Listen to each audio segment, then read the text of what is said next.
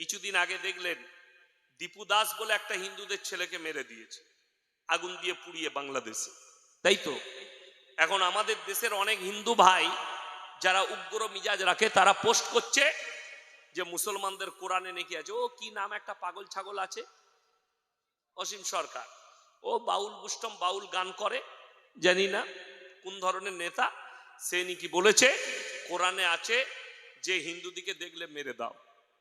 এই শব্দ যদি দেখাতে পারে, আমি চ্যালেঞ্জ দিয়েছি, আমি সনাতন ধর্ম গ্রহণ করে নেব, চ্যালেঞ্জ দিলাম। 24 পরগনায় কোনো জায়গায় বসার ডেট করুন তার সাথে, যদি তার ভক্ত কেউ থাকেন তাকে অনুরোধ করছি তার সঙ্গে ডেট করুন। আমি একা লয়, 100টা মৌলবি তাকে চ্যালেঞ্জ দিয়েছে বসার জন্য, তার বাপের হিম্মত নাই বসি। যদি সত্যিকারী এক বাপের জন্ম হয়, বসে দেখাও আমাদের সাথে। প্রশাসন তুমি ঠিক করো, জায়গা তুমি ঠিক করো, খালি প্রশাসন আমাদেরকে ইনভাইট দিবে, আমাদের 100টা ইউটিউবার থাকবে, তোমার যতগুলো মিডিয়া থাকবে থাকবে, কোনো অসুবিধা নাই, দেখা যাবে। সব থেকে বড় প্রবলেম হচ্ছে তার ব্রেনের দোষ আছে। আমি যেটা দেখলাম, মানসিক রোগী, মানসিক ভারসাম্যহীন, তাকে ডাক্তার দেখানো দরকার। আমি অনুরোধ করব আপনি ভালো ডাক্তার দেখান। কোরআনে যেটা লেখা আছে সেটার অপব্যাখ্যা করা হয়েছে, অপব্যাখ্যা। আল্লাহর নবী সাল্লাল্লাহু আলাইহি ওয়াসাল্লাম কি আদেশ করেছেন এটা জানার জন্য তোমাকে নবীজি সাল্লাল্লাহু আলাইহি সাল্লামের পুরো বায়োডাটা পড়তে হবে। আপনাকে শুনিয়ে দিই কিছুটা। নবীজি সাল্লাল্লাহু আলাইহি সাল্লাম মক্কা বিজয় করেছিলেন যুদ্ধ করে, ঠিক কি না? যুদ্ধ করে মক্কা বিজয় করেছিলেন, ওটা একদিকে রাখুন। কোরআনে আছে অপর জায়গায়, কোন মানুষ, কি বললাম মানুষ, এখানে ধর্মের কথা আল্লাহ মেনশন করেননি। কোন মানুষ যদি কোন মানুষকে অন্যায়ভাবে হত্যা করে, সে যেন গোটা মানব জাতিকে হত্যা করল। আপনি তাকিয়ে দেখুন, এই ভারতে আমি চ্যালেঞ্জ দিলাম 2020 থেকে 2025 পর্যন্ত 200 থেকে 300টা মুসলিম যুবককে লিঞ্চিং করে পিটিয়ে মারা হয়েছে জয় শ্রীরামের নাম নিয়ে। তাহলে কি আমি বলতে পারি যে শ্রীরামজি কি তোমাদিকে শিক্ষা দিয়েছে যে মুসলমান দিকে পিটিয়ে মারবি? তোমার ধর্মে কোথায় লেখা আছে জয় শ্রীরামের নাম নিয়ে? আরে এদের মুখ দিয়ে শ্রীরামজির নাম নেয়, লজ্জা পাবে শ্রীরামজি। তোমাদের ভাষা, তোমাদের ব্যবহার দেখে উড়িষ্যার বুকে, পশ্চিম বাংলার পরিয়াজি শ্রমিক দিকে পিটিয়ে মারা হচ্ছে দিন বা দিন। সেদিনই কি রানা নাম, মুর্শিদাবাদের একটা যুবক, তার মৃত্যু, লাশটা বাড়ি এসছে, পুলিশি যাঁচ চলছে। যাঁচ করে কি করবে? যাঁচ করে কি হবে? এরকম 1 কোটি কেস ভারতে পেন্ডিং আছে। সেদিনে আমাদের দেশটা হচ্ছে সেকুলার দেশ, খ্রিস্টানরা তাদের ধর্ম পালন করছে, সেখানে গিয়ে তাণ্ডব। যদিও আমি এটার পক্ষে নয়, মুসলমানদের পালন করা যাবে না তা বলে এটা নয় যে তাকে পালন করতে দেবো না, সে তার ধর্ম পালন করুক। কোরআনে আছে তোমরা কারুর দেব দেবীকে গালি দিও না, কারুর ধর্মকে গালি দিও না, অজ্ঞাত অবস্থায় সে তোমার আল্লাহকে গালি দেবে। তাহলে সেই আল্লাহ কি করে মারার কথা শিখাতে পারে? সেই সব থেকে বড় মারাত্মক কথা বলেছে 27 জন শয়তান মেলে এই কোরআনটা লিখেছে। জোরে বলুন নাউজুবিল্লাহ। কত বড় আস্পর্ধা! ওই জন্য বলছি, তুমি যদি হালালের সন্তান হও, তোমার বাপের পরিচয় যদি সত্যিকারী থাকে, তুমি একবার বসে দেখাও। কোনো অ্যাটাক নয়, তুমি আমার থানা গলসিতে এসো, বর্ধমান টাউনে এসো, কিংবা 24 পরগনায়, মুর্শিদাবাদে, নদিয়ায়, যে কোনো জেলায় বসবে, আমরা আলেমরা প্রস্তুত আছি ইনশাআল্লাহ। তুমি খালি জায়গা ঠিক করো আর প্রশাসন ঠিক করো। সরকার অনুমতি দেখ, বন্ধন লোন নিয়েছে, টাকা মিটাতে পারছে না, অফিসার রোজ বাড়িতে আসে, স্বামী পালিয়ে যায়, স্ত্রী অফিসারকে ওই বন্ধন লোনের ব্যাংকের লোককে চা করে করে খাওয়ায়, চা ডিম। ভাই তোমার ভাইজান নেই, আজকে হয়নি, পরের সপ্তাহে আসবে, এই পরের সপ্তাহে করে 6 মাস পর্যন্ত তাকে টাকা দিই। 7 মাস থেকে 8 মাসের মাথায় তার বউ কি নিয়ে পালিয়েছে। এটা সত্য ঘটনা বলছি, মোবাইলের দেখা। তো এটাতে কত লাভ হয়েছে, তার লাভ হলো না ক্ষতি হলো? বাচ্চা ফেলে দিয়ে। আমি বলিনি, মোবাইল খুলেন, বারাসাত আপনার ঘরের কাছে, ঠিক কিনা? আমার বাড়ি থেকে 150 কিলোমিটার, আর আপনার বাড়ি হচ্ছে ঘরের কাছে, এখান থেকে খুব জোর হলে 20-30 কিলোমিটার হবে বারাসাত। এই বারাসাতের পুলিশ কমিশনার রিপোর্ট দিয়েছে নবান্নকে, সরকারকে, 6 মাসের ভেতরে 500 মহিলা, বিবাহিত মহিলা স্বামী ছেড়ে অন্যত্রে পালিয়ে গেছে। দেখেছেন তো? দেখেছেন। জানেন আর মূল কারণ কি? সমাজ ব্যবস্থা ভেঙে পড়ে যাচ্ছে। সেখানে কি শুধু অন্য ধর্মের মেয়ে আছে? না, সেখানে মুসলিম মেয়েও অধিক আছে। 100টার বেশি মুসলিম মেয়ে আছে, ছেলের মা আছে, তারা পালিয়েছে। কেন? আপনি তো সমাজ ব্যবস্থাটাই তৈরি করতে পারেন। বিশ্বাস করুন, এই আমি রাস্তায় আসছিলাম, দেখলেন আমাকে যারা নিয়ে এলো, ছেলে মেয়ে, বালিক ছেলে রাস্তায় দাঁড়িয়ে মুখে মুখ লাগিয়ে কথা বলছে, তাদেরকে কেউ মানা করার লোক নেই। আমি গোটা পশ্চিমবাংলা লয়, ভারতবর্ষ ঘুরে বেড়াই, গোটা বাইরের রাজ্যে তুই জলসা করি। আমি গেছিলাম ধানবাদ জেলা, ঝাড়খণ্ডের একটা জেলার নাম ধানবাদ, বড় রেল স্টেশন। ওই ধানবাদ জেলার মধ্যে একটা থানার নাম হচ্ছে চন্দন কিয়ারি। সেখানে একটা বড় গ্রাম আছে নডিহা, আমি জলসায় গেছি। সেই গ্রামে 1000-এর বেশি আলেম হাফেজ আছে, 1000 থেকে 1500 আলেম হাফেজ, বড় গ্রাম। জলসা করেছে তো আমাকে টাইম দিয়েছে রাত 12টা থেকে 2টো। আমার সাথী, আমার বন্ধু, কাছের মানুষ, তিনি হচ্ছেন মুফতি মনজার আলম কাসমি, আমার বন্ধু, খুব ভালো মুফতি, যোগ্যপূর্ণ আলেম। তো স্টেজে, ওইসব জায়গায় স্টেজে বক্তব্য দিতে গেলে বহু আলেমের দম বেরিয়ে যায়। 150টা আলেম হাফেজ ছিল স্টেজে, সেখানে বক্তারা বক্তব্য দিচ্ছে। তো বিশ্বাস করুন, আমি বিকেল 4টায় ঢুকেছি তার গ্রামে, মসজিদে গেলাম হেঁটে নামাজ পড়তে, মসজিদ থেকে এলাম রুমে এবং হেঁটে গেলাম রাত্রি 12টায় স্টেজে। আমি যতক্ষণ ছিলাম, মহিলা তো দূরের কথা, একটা 10 বছরের বাচ্চা মেয়েকেও রাস্তায় দেখতে পাইনি, না প্যান্ডেল আছে না মেয়েদিকে দেখতে পেয়েছি। আমি লাস্টে বললাম, ভাই आपका गांव का माहौल बहुत अच्छा। बोले हमारा गांव के औरत जलसे में नहीं जाती, घर में बैठ के सुनती और ये लोग निकालती भी नहीं। আমি বললাম, তোমাদের পরিবেশ এত ভালো কেন? কি উত্তর দিল জানেন? এই গ্রামের পরিবেশের যারা নেতৃত্ব দেয় তারা হচ্ছে আলেম হাফেজরা। নেতৃত্ব দেয় ইমাম, আলেম, হাফেজ, এরা নেতৃত্ব দেয় যে সমাজ ব্যবস্থা কেমন করে চলবে। আপনি নেতৃত্ব ঠিক করতে পারেননি। আমাদের সমাজের লোক ইমামকে বাপের গোলাম মনে করে, করে না করেন? বাপের গোলাম। আরে ইমামকে রেখেছি, তুমি নামাজ পড়াবে, তোমার কাজ আজান দিবে, নামাজ পড়াবে, বাকি তোমার কাজ নাই। গ্রামে কি হচ্ছে আমরা দেখে লুবো, বলে না? বলে না? লোকে বলে, কমিটি বলে। তো সেই গ্রামের পরিবর্তন কি করে আসতে পারে?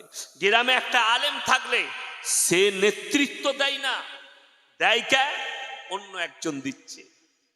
আপনি নেতা কাকে সিলেক্ট করেছেন? মাতাল, গাঁজাখোর, জিনাখোর, এরা হচ্ছে সমাজের নেতৃত্ব। রাগ করবেন না, বাস্তব কথা বলছি। রাসূল সাল্লাল্লাহু আলাইহি সাল্লামের হাদিস তোমরা বুঝতে পারবে। কিয়ামতের আলামতের মধ্যে মারাত্মক আলামত, অশিক্ষিত মূর্খরা তারা নেতৃত্ব দিবে আর শিক্ষিতরা চুপচাপ বসে দেখবে। যার কারণেই তো অশিক্ষিত মুখ্যমন্ত্রী, বলেই তো, শিক্ষা না থাকার কারণেই তো বিহারের মুখ্যমন্ত্রী নীতিশ কুমার মেয়েটার হিজাব ধরে টেনেছে, অশিক্ষিত বলে। তারপরে দেখলাম রুবিকা লিয়াকত বলে একটা মুসলিমদের অ্যাঙ্কার আছে, তার একটা বক্তব্য দেখে আমি হাইরান হলাম যে কতটা অকাট মূর্খ হলে এই ভাষা বলতে পারে। তিনি বলছেন মুসলিম মহিলারা তারা পর্দা করবে, बोले मुसलमान लड़की अपने आप को ढक लेती है, मुंह को ढकती है, तो बोले अगर पर्दा करना ही है तो अल्लाह दुनिया में जब भेजा तो पर्दा करके भेज सकते थे। এটা জানেন কোন মূর্খর কথা? গরু গাধা তো এরকম ভাষা বলবে না। এরা কোথা থেকে শিক্ষা অর্জন করেছে জানি না। যদি এটাই সত্য হয় যে আল্লাহ জন্ম থেকে কেন একটা মেয়েকে পর্দাশীল করে পাঠালো না, তাহলে জন্ম থেকে আমরা ন্যাংটো হয়ে এসছি না কাপড় পরে? কথা বলে না, কাপড় পরে এসছি ন্যাংটো, তাহলে কাপড় কেন পরছিস? তুই ন্যাংটো থাক, আল্লাহ যেভাবে পাঠিয়েছে ওইভাবে থাক। কথাটা ঠিক কিনা বলুন? যে যেভাবে আল্লাহ পাঠিয়েছে ন্যাংটো পাঠিয়ে তো ন্যাংটো ঘোর। শুনেন, এই মূর্খ শিক্ষিত দিকে, শিক্ষিত মূর্খ দিকে জিজ্ঞেস করুন, যারা নারীর পর্দার উপরে কথা তুলছে, ইসলামের উপরে কথা তুলছে, ইমানদারির সঙ্গে বলুন তো আদিম যুগের ঘটনা কে কে পড়েছেন? হাত তুলেন। স্কুলে সবাই পড়েছি না পড়িনি আদিম যুগের ঘটনা? সেখানে কি লেখা আছে? বাঁদরটা বাদ দাও, ওটা তো ওদের গাঁজাখুরি কথা। কলকাতায় আলিপুর চিড়িয়াখানায় 20 বছর বাঁদর ভরা আছে, এখনো মানুষ করতে পারেনি। ওগুলো গাঁজা খেয়ে লিখেছে। মেন কথা যেটা লেখা আছে, মানুষ কাপড় পরতে জানতো না, এটা সত্য। গাছের ছাল পোশাক ছিল, গাছের পাতা পোশাক ছিল। মানুষ ধীরে ধীরে উন্নত লাভ করেছে, এটা ঠিক কিনা? মানুষ পায়ে হেঁটে কলকাতা যেত, আপনাদের দাদর বাবরা, ঠিক বললাম না? যারা আমার বাপের বয়সী আছে, পায়ে হেঁটে কলকাতা যেত, তখন গাড়ি ঘোড়া ছিল না। এখন আমরা পারবো পায়ে হেঁটে যেতে? যেতেই পারবো। আমি আমার কথা বলছি, মিনিমাম গলসি থেকে 12 কিলোমিটার হেঁটে গেছি আমি পড়ার জীবনে। বিয়ে বাড়ি একটা, আমার নিজের ফুপুর ননদের বিয়ে ছিল, তো আব্বা বললে তোমরা চলে যাও বিয়েতে। 3 ভাই, ছোট ভাইকে নিয়ে যাইনি, আমরা 3 ভাই গেছি, বড় ভাই, মেজো ভাই আর আমি। ফুপুর বাড়ি 12 কিলোমিটার হেঁটে গেছি। এখন যখন মনে পড়ে না, তো মনে মনে হয় যে না আমি হাঁটি নাই মনে হচ্ছে। ওই রাস্তাটাই এখন আমি বাইক নিয়ে যাই, 4 চাকা নিয়ে যাই, মনে হয় না। আমাদের বাপ দাদরা পায়ে হেঁটে গেছে, এখন আমরা গাড়ি চাপছি। তার কেন? উন্নত হয়েছে। রাস্তাঘাট যেটা দেখছেন, রোড এই পাকা ছিল না কাঁচা ছিল? কাঁচা ছিল। আমাদের বর্ধমান ডিস্ট্রিক্টের মধ্যে কয়েকটা গ্রামের কাদা বিখ্যাত ছিল। তখন আমার বাপ চাচারা জানে, অনেক গ্রামে কাদা হতো 1 কোমর করে। তো এক হচ্ছে আমার বাড়ির পাশে শিরোডাই, যেখানে সিদ্দিকুল্লাহ চৌধুরী সাহেবের ভাইয়ের শ্বশুর গ্রাম, শান্তিবাগ শিরোডাই। আর একটা হচ্ছে আমার শ্বশুর গ্রাম ভোতা, গ্রামটার নাম ভোতা। ওইখানে বিখ্যাত 1 কোমর করে কাদা হতো, মোষ ঢুকে গিয়ে মারা যেত, মানুষ মারা যেত কাদায় ঢুকে গিয়ে। এখন সেগুলো তো রোড, এখন তো পাকা, উন্নত লাভ করেছে, মানুষের কাছে পোশাক এসছে। আল্লাহ রসুল সাল্লাল্লাহু আলাইহি সাল্লামের হাদিস কত সত্য। কিয়ামতের পূর্বে বর্বরতার যুগের পাপগুলো আবার মডেলিং হয়ে ফিরে চলে আসবে। এখন জানেন, যে যত বেশি ন্যাংটা হবে সে তত বেশি ভাইরাল, ঠিক বললাম না? যে মেয়েটা যত পোশাক ছোট পড়বে সে তত ভাইরাল। আপনি মোবাইল খুললে, এখন খোলার বাচ্চা ছেলেদিকে আমরা মোবাইল দিতে নিষেধ করছি কেন? অনেক যুবক সে তার বিবাহের পূর্বে তার যৌবনটা শেষ করে ফেলছে এই মোবাইলের দ্বারা। কেন? ন্যাংটো নারীদের শরীর দেখছে আর হস্তমৈথনে লিপ্ত হয়ে যাচ্ছে, তার যৌবন কন্ট্রোল করতে পারছে না। আমি আমার পড়ার জীবন পর্যন্ত মোবাইলে হাত দিইনি, শেষ হওয়া পর্যন্ত। পড়া শেষ হয়েছে, তারপরে মোবাইল পেয়েছি, তাও ছোট মোবাইল। আমি যখন প্রথম মাদ্রাসায় পড়িয়েছি, ছোট মোবাইল। এখন বড় মোবাইল নিতে হয়েছে, অনেকগুলো কারণ আছে। মানুষের সঙ্গে টাকার ট্রানজাকশন, আধার কার্ড, ভোটার কার্ড। আগামীতে আমাদের বাপ চাচারা মরে যাবে, ওদের আর প্রয়োজন নাই, কিন্তু আমাদেরকে চিরজীবন মৃত্যুকাল পর্যন্ত তারপরে এই মোবাইলই ব্যবহার করতে হবে। টাকা বলে কোনো জিনিস থাকবে না, সব মোবাইলে অ্যাকাউন্টে থাকবে। আপনি খালি জানবেন আপনি 10 লাখ টাকার মালিক, কর করে টাকা হাতে পাবেন না, সব ট্রানজাকশন হবে। কিয়ামতের আলামতের মধ্যে ওটা একটা আলামত, ওটা একটা আলামত। শুনে রেখে দেন, দাজ্জাল শুধু একটা ব্যক্তি নয়, দাজ্জাল একটা পুরো সিস্টেমের নাম। দাজ্জাল একটা পুরো সিস্টেমেটিক্যাল হচ্ছে দাজ্জাল, কিয়ামতের মারাত্মক আলামত।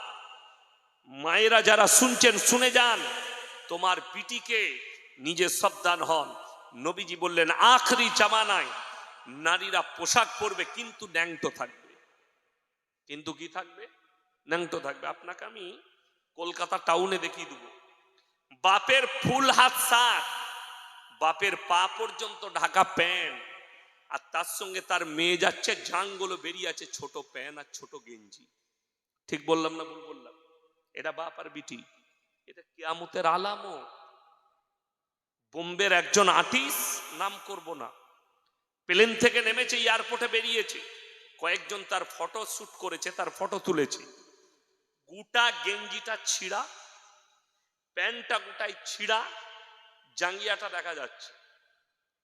তার ফটো তুলে তার পোশাকের রেটটা দেওয়া হয়েছে। এই জামাটার দাম কত? জামা, গেঞ্জি আর প্যান্টটা 55,000 টাকা। একজন লিখেছে এটা যদি বড় লোকের পোশাক হয়, আল্লাহ তুমি আমাদেরকে গরিব রেখো, গরিবের পোশাকটাই ভালো, তাই না? শরীর ঢাকা থাকবে, কিচ্ছু দেখতে পাবে না। এটা কিয়ামতের আলামত, মারাত্মক আলামত। তো বড় কষ্ট লাগে। আমি যেটা বলছিলাম যে নবীজির হাদিস, কিয়ামতের মারাত্মক আলামতের মধ্যে আলামত হচ্ছে অশিক্ষিতরা সমাজের নেতৃত্ব দিবে আর শিক্ষিতরা চুপচাপ বসে দেখবে। আজকে তাকিয়ে দেখে নেন। আমি রাজনৈতিক বক্তা নয়, এখনকার অনেকজন বলছে হুজুর রাজনীতির কথা বলবেন না। যদি আমরা রাজনীতির কথা না বলতে পারি, রাজনীতির লোক কি করে ধর্ম নিয়ে চলবে? কথা বুঝতে পেরেছেন না পারেননি? যদি একটা বক্তা, একটা মৌলবি, আমরা যদি স্টেজে রাজনীতির কথা না বলতে পাই, তোমার কথা মানলাম, তুমি ধর্ম নিয়ে রাজনীতি কি করে করবে? কথাটা বুঝতে পেরেছেন না পারেননি? তুমি করবে আর আমি তোমাকে বুঝাতে পারবো না। যেমন সমাজের লোক বলছে, আমাদের নেতৃত্বরা বলছে ধর্ম যার যার, উৎসব সবার। বলছে না বলেনি? বলছে। দিয়ে পুজোতে, অমুকে, ভাইফোঁটায়, আপনার কালী পুজোয় সব জায়গায় মাল হাজির, সংবর্ধনা দিচ্ছে। আমি চ্যালেঞ্জ ছুড়ে বললাম, গোটা 24 পরগনায় আমি 2 ঘন্টা স্টেজে আছি, আপনার কোনো জানা রকম ভালো বাপের বেটা মৌলবি থাকলে স্টেজে নিয়ে আসুন। যদি কেউ বলতে পারে এই ধর্ম যার যার, উৎসব সবার, এই ভাষাটা শরীয়তি ভাষা, ইসলামিক ভাষা, কোরআন হাদিস মোতাবিক ভাষা, আমি জীবনার সমাজের বুকে কথা রাখবো না। চ্যালেঞ্জ দিলাম, আমি উঠে চলে যাব। এই জলসায় যা খরচা হয়েছে সব দিয়ে দেবো, খালি প্রমাণ করাবে হাদিস আর কোরআন দিয়ে। তোমার বাপের গল্প বইয়ের দ্বারা প্রমাণ করালে হবে না, হাদিস কোরআন দিয়ে প্রমাণ করাতে হবে। আর যদি বলেন আপনি প্রমাণ দেন যে এটা শরীয়তি ভাষা নয়, তোমাকে প্রমাণ দিয়ে ঢেকে দিয়ে যাব। সম্প্রীতি নষ্ট এটা নয়, তুমি যেটা করছো এটা সম্প্রীতি নষ্ট। যদি বলেন সম্প্রীতি কি, শুনেলেন